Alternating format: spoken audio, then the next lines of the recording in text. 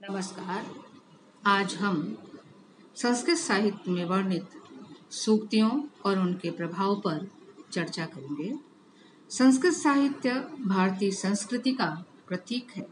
इसके विस्तृत साहित्य में सूक्ति सागर समाहित है। यह सूक्तियों का अद्वितीय कोश माना जाता है। सूक्ति या सुभाषित एक दूसरे के पर्याय हैं। दोनों का अर्थ सुंदर कथन है। ऐसा सुंदर कथन जो अपनी उत्तमता द्वारा समस्त मानव समाज का मार्गदर्शन करता है, उन्हें उत्तम जीवन जीने का उपदेश प्रदान करता है। ये सूक्तियां छोटे छोटे वाक्यों में जीवन जीने की कला का कथन करती हैं। ये हमारे ऋषियों, मुनियों, कवियों एवं विद्वज्जनों के अनुभवों का अमृत रस है। वेदों से ही सुभाषित वाक्य प्राप्त होते हैं। उपनिषद, रामायण, महाभारत, पुराण, धर्मग्रंथ, मनुस्मृति इत्यादि और कालिदास आदि कवियों का काव्य ग्रंथ सूक्तियों का भंडार है। सूक्तियों के संग्रह ग्रंथ भी प्राप्त होते हैं। सुभाषित रत्न भंडागारम, सुभाषित रत्नकोश, सुभाषितावली, सदुक्ति कर्णामृत, सूक्ति मुक्तावली आदि।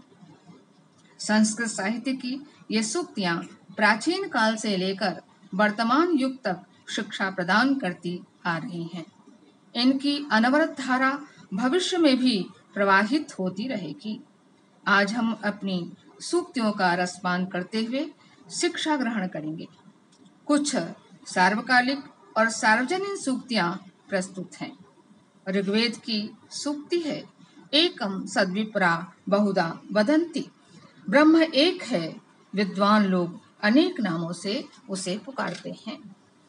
संगच्छध्वम संवदध्वम, अर्थात मनुष्य को एक साथ मिलकर चलना चाहिए और एक से विचारों से बोलना चाहिए। स्वस्ति पंथानम अनुचरेम, हम कल्याण मार्ग के पथिक हों। यजुर्वेद की कुछ सूक्तियां हैं। माग्रधः कस्यचित् धनम, किसी के धन पर लालच मत करो। अस्माकं सन्त्वाशिषः सत्याः, हमारी कामनाएं सच्ची हो। तन्मे मनः शुभ संकल्पम अस्तु, मेरा मन शुभ संकल्पों वाला हो। अथर्ववेद की सूक्ति है, समश्रुतेन गमे महि, हम वेदोपदेश से युक्त हों। सर्वा आशा मम मित्र भवन्तु, सभी दिशाएं हमारे लिए हितकारिणी हों। अरिष्टाः स्याम तन्वा सुवीराः, हम शरीर से निरोग हो उत्तम वीर बने। उपनिषदों में भी बहुत सारी सूक्तियां प्राप्त होती हैं। उपनिषदों की संख्या भी बहुत अधिक मानी जाती है, पर शंकराचार्य द्वारा भाष्य लिखे गए उपनिषदों की संख्या गिनी हुई है। बृहदारण्यकोपनिषद की एक सूक्ति है, तमसो मां ज्योतिर्गमय।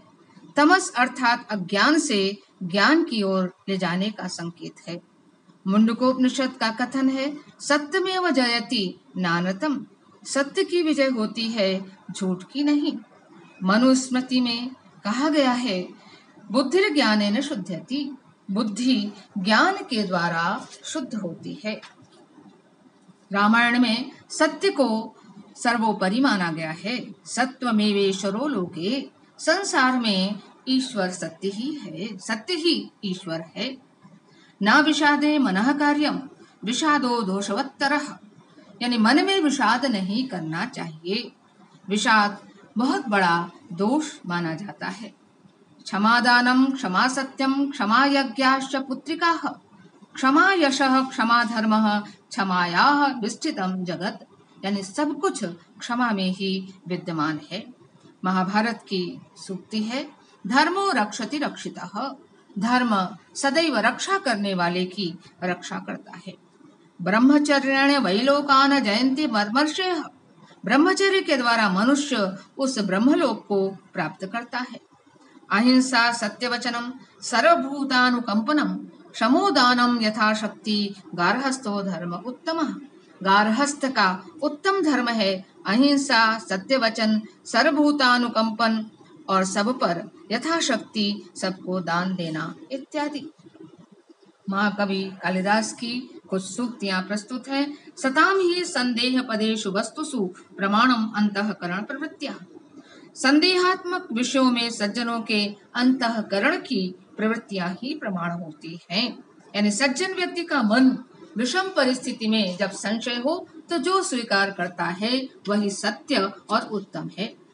ना प्रभा तरलम ज्योतिरुदयति वसुधा तलात्, अर्थात विद्युत की ज्योति पृथ्वी तल से नहीं उत्पन्न होती।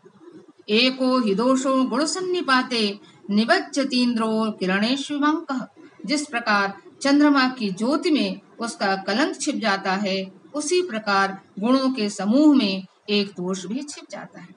भवितव्यानाम द्वाराणि भवन्ति सर्वत्र, होनहार के सर्वत्र द्वार होते हैं, अर्थात होनी हो करके रहती है। गुरुवपि विरह दुखम आशा बंध साहयति, इस आशा के द्वारा मनुष्य बड़े से बड़े दुखों को सहन कर लेता है। यांचा मोघा वरमद गुणे नादमे लब्ध कामा, अधिक गुणशाली व्यक्ति से की गई याचना निष्फल होने पर भी ठीक है, परंतु निर्गुण व्यक्ति से की गई याचना सफल होने पर भी अच्छी नहीं है। इसके अतिरिक्त इस अथाह संस्कृत साहित्य के सागर में और भी अनेक सूक्तियां विद्यमान हैं। इस सूक्ति सागर में गोता लगाने वाले अनंत सूक्तियों का ज्ञान प्राप्त कर सकते हैं। अस्तु, धन्यवाद।